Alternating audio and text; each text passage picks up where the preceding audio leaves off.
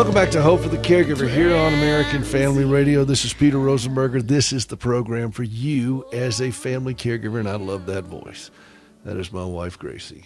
And he does know the plans that he has for you, and sometimes those plans are not exactly what we think they are, and that's why I'm so glad to have this guest on today. Divine detours is a phrase that has captured her heart. And you ever feel like you have divine detours? Well, I feel like I've been off-road detouring for many years. But Kathy Harris is with us, and she's a very accomplished author, been in the music business for a lifetime in Nashville, and she has amazing insight. She's been a great friend and mentor to me through a lot of my writing process. So I thought I'd have, and by the way, she's one of us. She's one of us. She is a caregiver as well. And she understands the journey, but she continues on with the work. And a couple of weeks ago, I talked about writing and the importance for us. And I thought, well, why not bring a, really established writer, somebody who really knows this business and this industry and the work of it, and give us some insights and pointers as well. So Kathy, thank you for being here with me today. I'm so glad to be here, Peter. All right. Give us a little bit of background on you. One of the things I love about you is at 7 years old, you knew you wanted to be a writer. 7 years old. Sure, at 7 years I old, did. I was out playing Army in the woods. I was actually thinking I was Annie Oakley at 7 years old, but I also would write in my diary that I was going to write books one day. And that's kind of what I set out to do. I kept that dream and through all of my elementary and high school, went to college.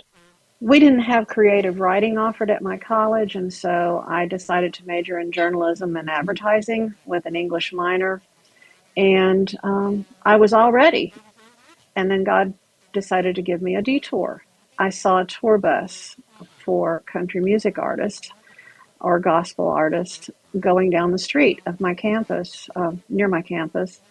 And I thought, and it had Nashville on the marquee. And I thought, I want to go to Nashville and be in the music business. And so after spending some additional time at home in Southern Illinois, after I graduated about 6 months to 9 months, I got a job offer from the Oak Ridge Boys. And they were a gospel quartet at that point, and I absolutely loved Southern gospel music.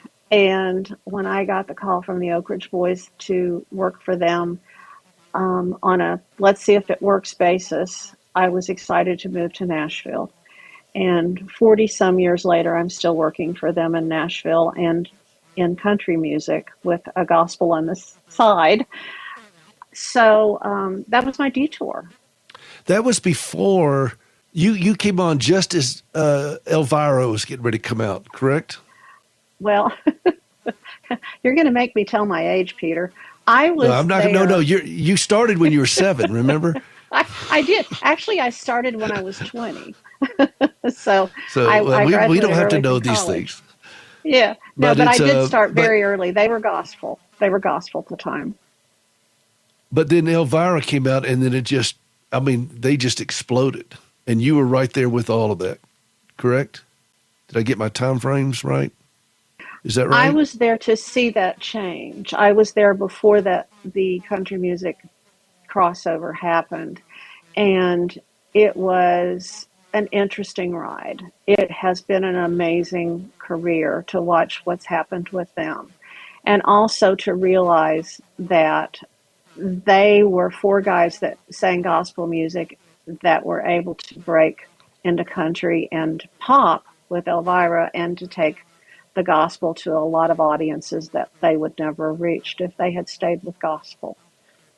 Well, they have, and certainly I think one of the more poignant, and I've had a couple of the guys here on this program, but one of the more poignant moments was when they sang at the funeral of George H.W. Bush, and they were scrambling to get there because Joe told the story, and they were scrambling to get there, but it was to listen to them sing Amazing Grace there, and that's something that the former president wanted to hear, and then subsequently the world got to hear them. So that was great. And you've been a part of all of that. You're in the fabric of of their lengthy career and for the last 40 something years.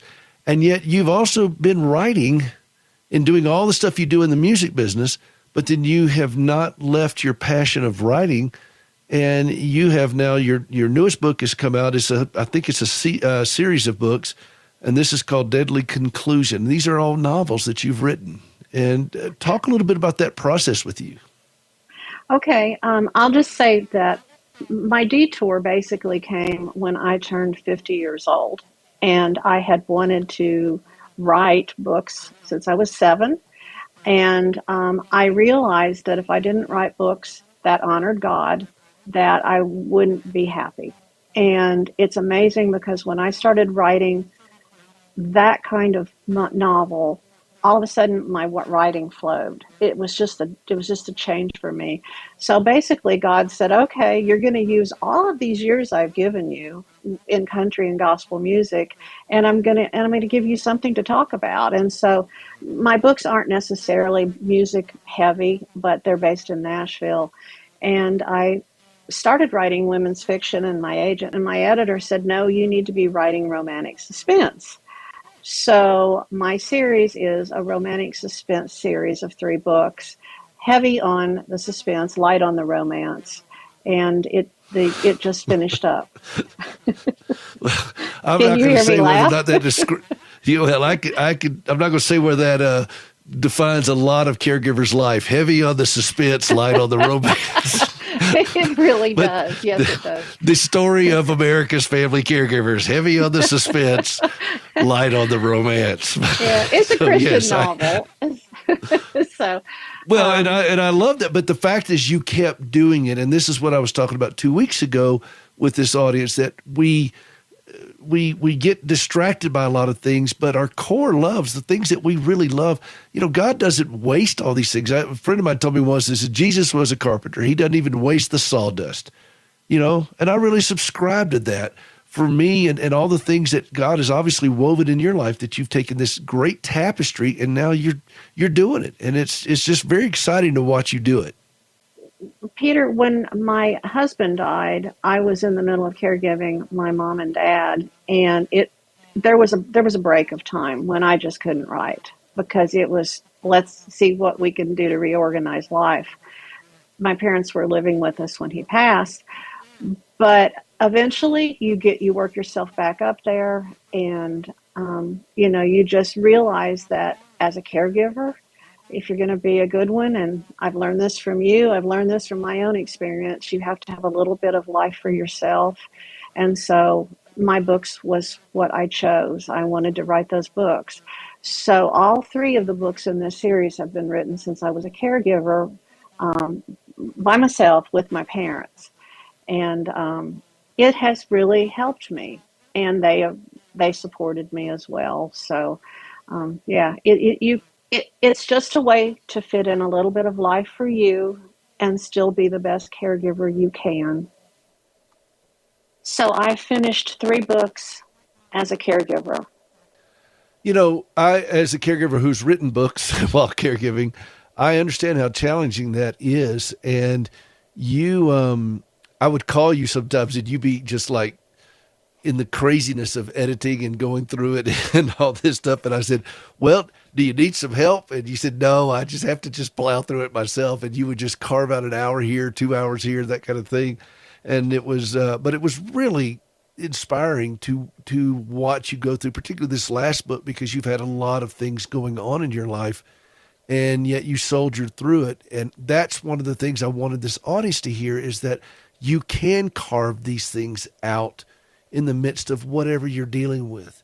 Here are 2 people now, Kathy and me both have done it. Kathy and I both have done this. And I want to hopefully, and hopefully inspire people to not give up on this, that it's so important that you do carve out that identity for yourself. She set out to be a writer at 7. Yes, she had some circuitous routes to get there and some divine detours, and along the way worked with a major music business group and everything else, but she's still doing it. And my challenge, and while serving as a caregiver, my challenge is to each of us is, can we learn from that? Can we model that in our life? And I believe that we can. Kathy, I want to also pick your brain on some things that a lot of people may get frustrated when they come to the blank page and they don't really quite know where to start. So when we come back from this segment, what I'd like for you to do is just give some tips on, where to start, how to, what do you look for? How do you develop an outline? All those kinds of things. I don't write fiction. And so you're in a much different world than I am. And I'm not, I have no expertise in this sort of thing, but you do. And I know that a lot of people would like to hear that. So when we come back, will you hang around and talk about that a little bit?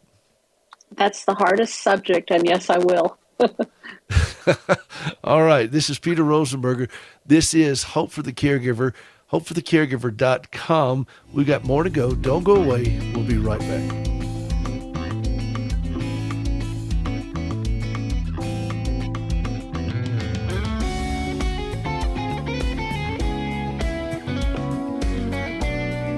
If you'll indulge me for just a moment, I have a special need that I would love your help on. We are treating our first ever patient in Cameroon. We've been working mostly in the country of Ghana. We have treated patients from Togo and as far away as Nigeria who come to the clinic in Ghana. And we did one patient in Kenya. But this is our first patient in Cameroon. We're working with a facility there, and we could use your help in sponsoring this man's leg. His name is Cyril. He's an above-knee amputee, and the man who is building it at a prosthetic clinic in Cameroon, his name is Jude. And I read to him the scripture in Jude where it says, "Now unto him who is able to keep you from falling." I said, you understand the origination of your name was a guy named Jude who wrote that wonderful passage in scripture. What a great name for a prosthetist. And Gracie and I are asking for your help in sponsoring this leg. If you want to be a part of this, standingwithhope.com/giving. standingwithhope.com/giving. I don't normally do these kinds of things, but I would very much appreciate your help in getting this leg for Cyril. standingwithhope.com/giving, and we'll give you more information on that as he starts walking and leaping and praising God.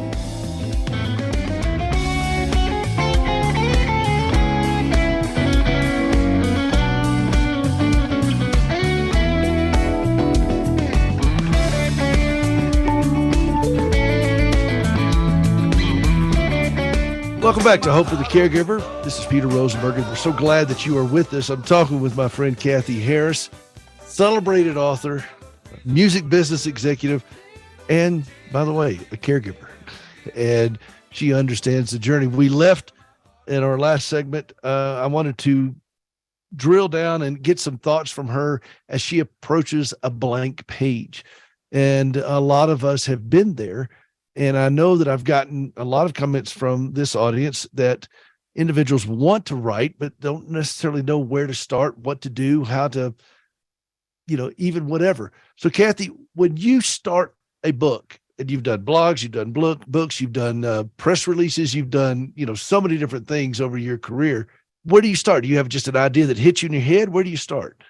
I think the best way to answer that is to start small. And when I'm talking about that, I'm saying like in the writing career, I started with devotionals and or devotions, and I got my feet wet with that. I started with my journal, my daily journal. And then when you translate that into, okay, I'm sitting down and there's the blank page, first page for the book, you just tell the story in a draft mode and you don't worry about the junk that comes out. It's the one law in writing is to never worry about that first draft and just go on.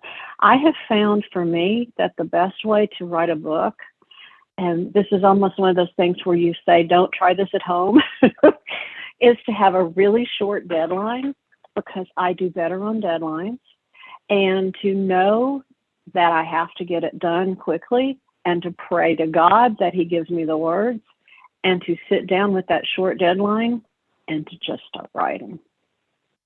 One of the things that I told the audience a couple of weeks ago was to not try to set out the next great American novel, but set out to write something that means something to you, that speaks to you. whether anybody publishes it or not. Is that decent advice? I think it's absolutely the best advice. You can't write except what's in your heart. And I think that, and if I tried to write, I thought I wrote literary fiction. When I first sit down to write a novel, I thought, okay, I know I write literary style. And I started writing, and I looked at my text, and I thought, that is as far away from literary as I've ever seen in my life. But then I just realized that was my voice. And you can hone your voice, but your voice should be you talking in many ways. I'm reading someone's novel right now. Actually, it's a memoir. And I can hear this person's voice all over it. And I think that's the beauty of it. You get to hear your voice in your heart. And do not be afraid. I had to learn this one too, to share yourself, because that's where your writing will affect people. You have to share yourself. You can't hide yourself in your writing. That ties into the whole message that I have for family caregivers, is that your voice is important. You don't need to have someone else's voice. I remember when I first started doing radio, there was a wonderful guy at Nashville at iHeart right there on Music Row. And he said, leave the crutches at home. I said, what do you mean? He said, well, a lot of people, when they come to do radio, they start thinking they have to talk in a radio voice, like, hey, we'll be right back, kind of thing. And they want to put on this affectation. And he said, be you, just be you. And I didn't know that I really had a great radio voice or anything. Don't know that I still do. Gracie says I do enunciate better now that I've been doing radio for a long time. So that's good. I don't know what I talked like before, but she says I do enunciate better. But I took that to heart and said, okay, I'm going to just be me. I'm going to speak the way I speak. I'm going to speak about things that I love. And the writing extends from there. And I think that what you said is so perfect for us as caregivers, because we lose our voice, or we don't value our voice. Our voice feels diminished, unheard, unimportant. And I love that you're saying write in your voice, because that's who you are, and be yourself. There's everybody else is taken, so it's that's great advice. I agree, Peter. And I think that what happens when you're writing that way is it becomes cathartic for you.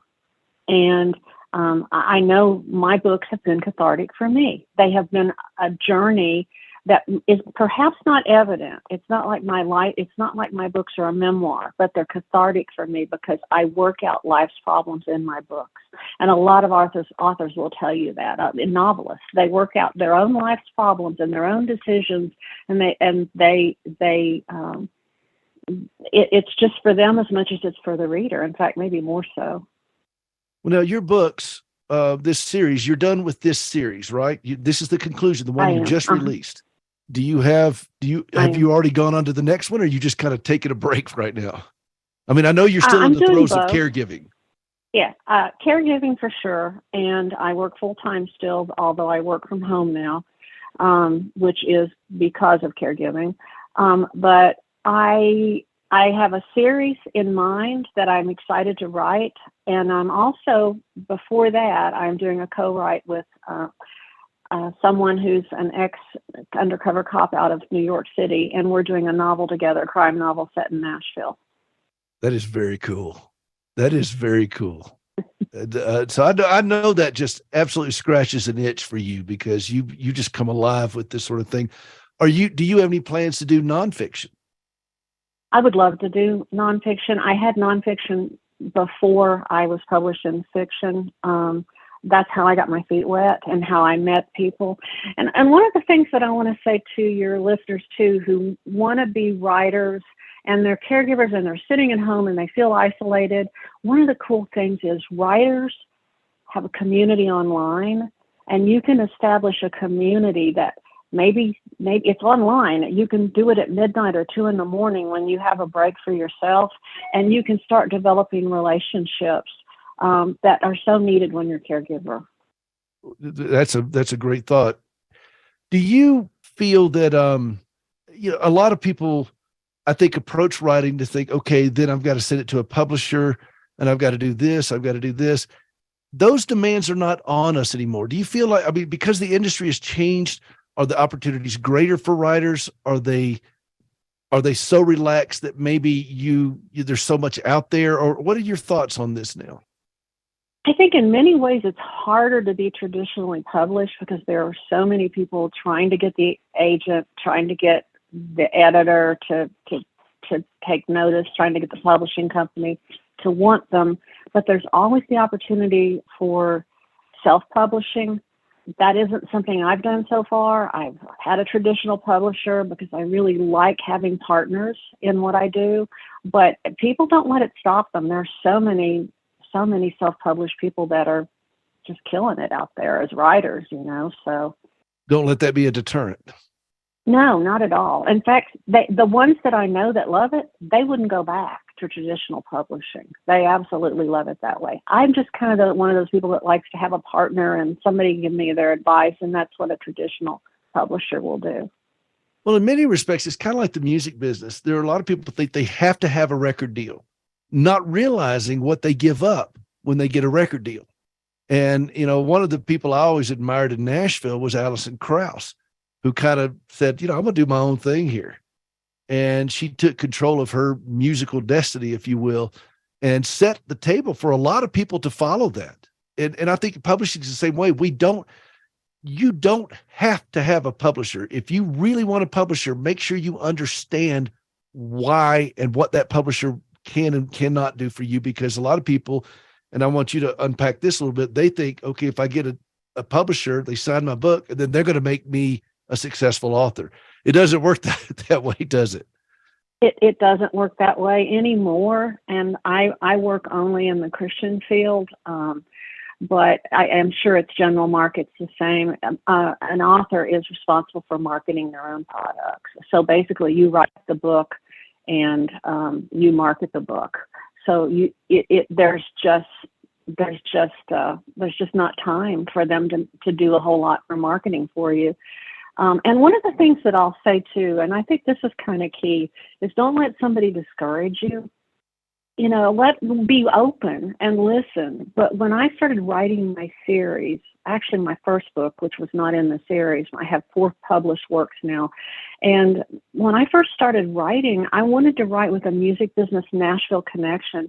And the woman who became my editor and dear friend and mentor said to me, as I'm a sprout of a writer, she said, "You're just not going to sell a Nashville-based music industry novel. It's just not something anybody wants."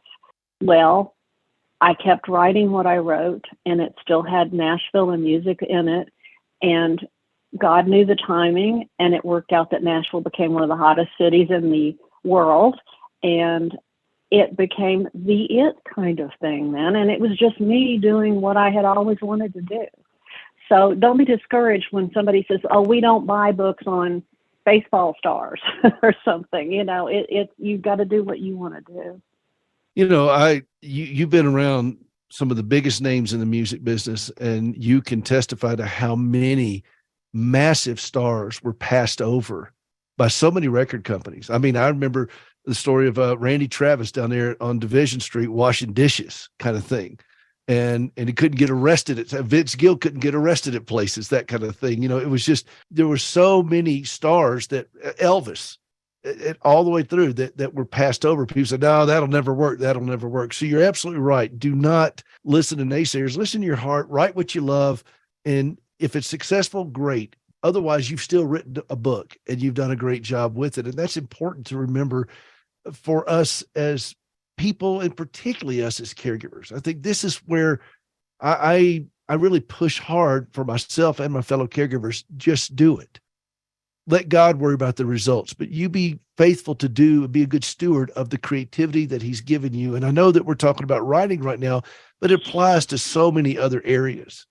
And it's not just writing, it's you expressing your voice. And some of us will have a voice on the page. Some of us will have a voice, singing, speaking, whatever, but all of us have a voice to use at some point. Kathy, we're going to take a quick break. I want to come back. I got a couple more things I want to ask you. We're talking with Kathy Harris. She is a wonderful author, mentor, friend, agent, music business executive, and caregiver. DivineDetours.com if you want to see her website. This is Peter Rosenberg. I'll be right back.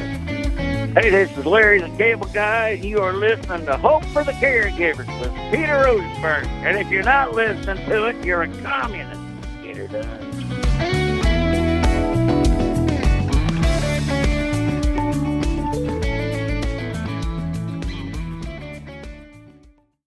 Welcome back to Hope for the Caregiver here on American Family Radio. This is Peter Rosenberger. This is the program for you as a family caregiver. HopeForTheCaregiver.com. HopeForTheCaregiver.com. And we're talking with my friend Kathy Harris. KathyHarrisBooks.com. KathyHarrisBooks.com or DivineDetour.com. She's got all roads lead to Kathy. And you can go out and find out her heart and her books and her passion for helping other writers and for coaching and all the things. She's got just an amazing resume of things she's done. She could tell stories after story after story of things in the music business of stars that we have all followed for years. She's had a front row seat to these sort of things.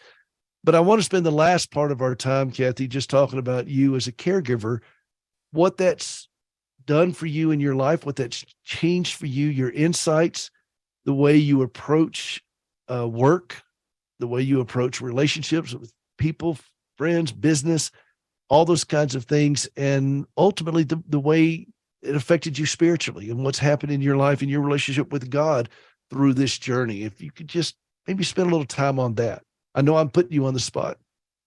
No, that's okay, because I think you mentioned the spiritual journey. I'll tackle that first. And God has taught me a lot through caregiving. And one of the things he's taught me is to take a day at a time, and many times just an hour at a time or a minute at a time.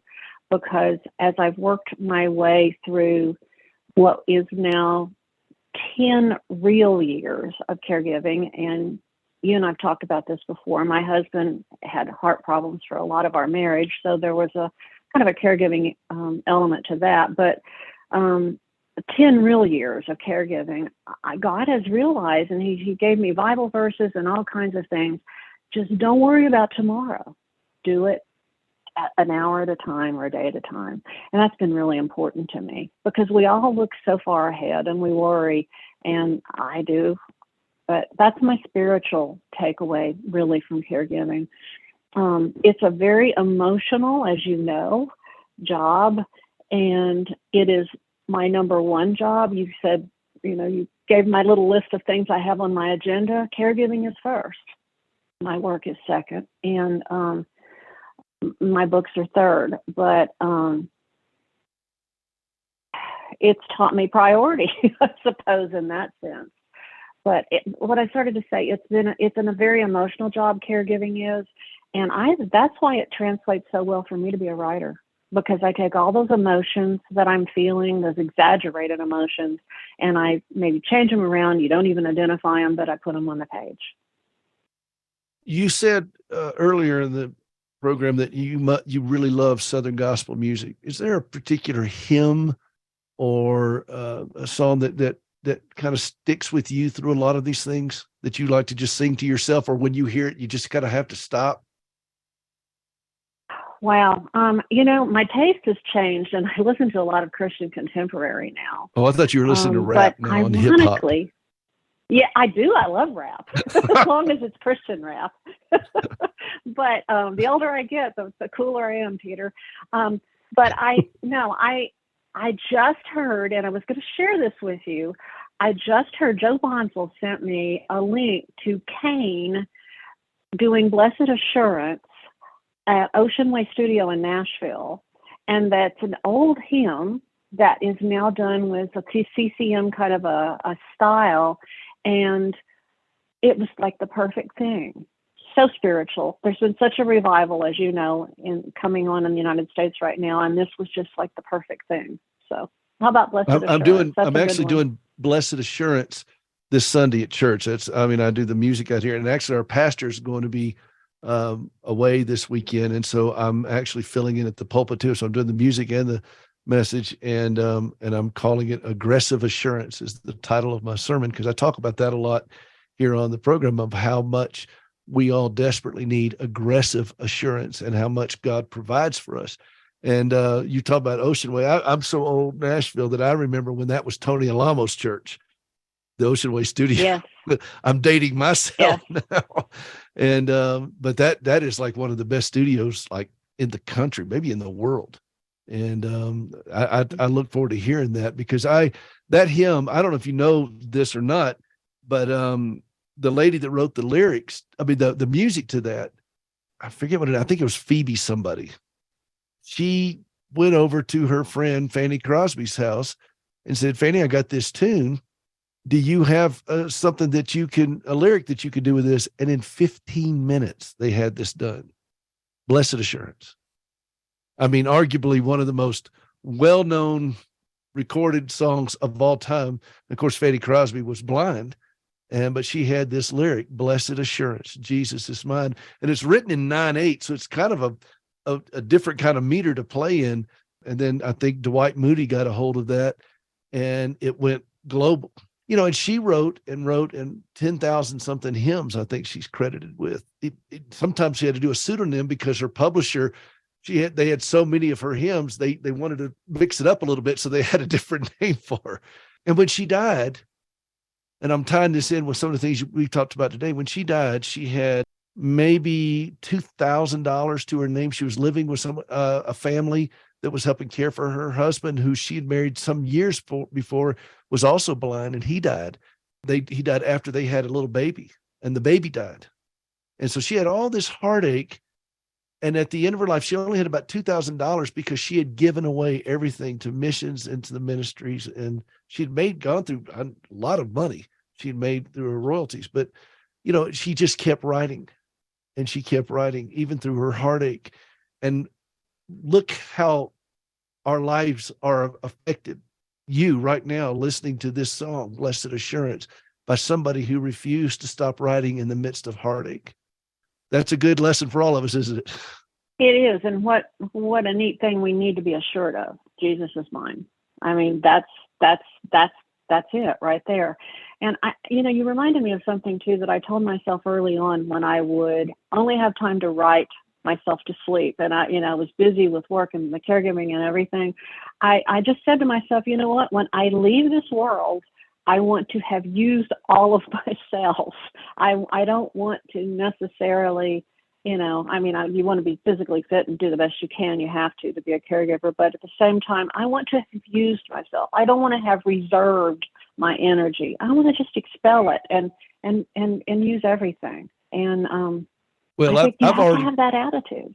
I've already determined I'm having a closed casket at my funeral, because there ain't gonna be anything left of me. I'm probably just gonna spontaneously combust, and it just be poof, he's gone. Because at the rate I'm going, there just won't be anything left of me by then. But that's all right, because I'm the same way. I mean, we don't need to save it for a rainy day, because we don't know about a rainy day. We just know today. And that's obviously the lesson that God impressed on your heart so much through this. This is today. Gracie, she told me just last night, she said, she wakes up every morning. This is the day that the Lord has made. I will rejoice and be glad in it. And she's somebody who understands that her days have been tenuous. I mean, every day for her is gravy, is a blessing, because she has faced death so many times. The good lesson to learn is that we have only this moment. I put a hymn on my CD, I Need Thee Every Hour. And I put that on there because nobody's written a hymn that says, I need thee every minute. So maybe I can write that one. So, that's a good one. Kathy, you, sorry, I won't blame it on the pollen out where I live. Where you live, there's pollen. Everything is yellow where you live. Everything is white still where we live. But I was down in Mississippi last week, and I think I had a secondhand pollen moment here, but I actually touched pollen for the first time in a while. So sorry about that for me coughing. I really do appreciate you taking the time here. I know that there are folks listening who want to write. They want to have their voice heard. And I know that you've been an encouragement to them. You have been to me for some years. And I want to leave you just final thoughts. There are a lot of people right now taking care of an aging parent like you are, trying to balance out a career. You've lost a husband. You've gone through some heartache. Final thoughts you'd like to say to those caregivers? Just take a deep breath and take it a minute at a time and try to save at least 10 seconds of that minute for you. Also, anybody that wants to write me a note at Kathy@KathyHarrisBooks.com, I'll do my best to answer it. And I'll refer them to some writer tools that might be helpful for them. So happy to help. And Peter, I just want to say thank you for the encouragement you've been to me. I discovered you when I started the caregiving journey. I turned my radio on one day and there you were. And I just so appreciate everything that you've done to encourage me. Well, it is my pleasure. And you and I have had the opportunity to have some great conversations about this and dig deep into these painful things that some of us have to face. But here we are. We're not, and I think that's the goal we have, is that we're going to go through harsh things, but we don't have to be miserable. And one of the things I admire about you is you're not miserable. You're pushing, you're claiming real estate every day to the best of your abilities, and your abilities are pretty strong. So job well done. Thank you. Now, people want to find you. It's KathyHarrisBooks.com. I always go with Divine Detour, DivineDetour.com, but KathyHarrisBooks.com. And I would encourage you all, if you think you want to be a writer, if you think this is something that is a passion that you've just kind of been on the shelf for a while, go out to her website, take a look at her story, look at the things she's done. And then, like you said, she said you could write her. Well, take advantage of that. And please do. Kathy Harris, I really appreciate you being here with us today. We look forward to more conversations. I look forward to more writing. And I've got some writing projects that I'm going to talk with you about a little later as well. So anyway, listen, this is Peter Rosenberger. This is Hope for the Caregiver. We've got to go. We'll see you next time.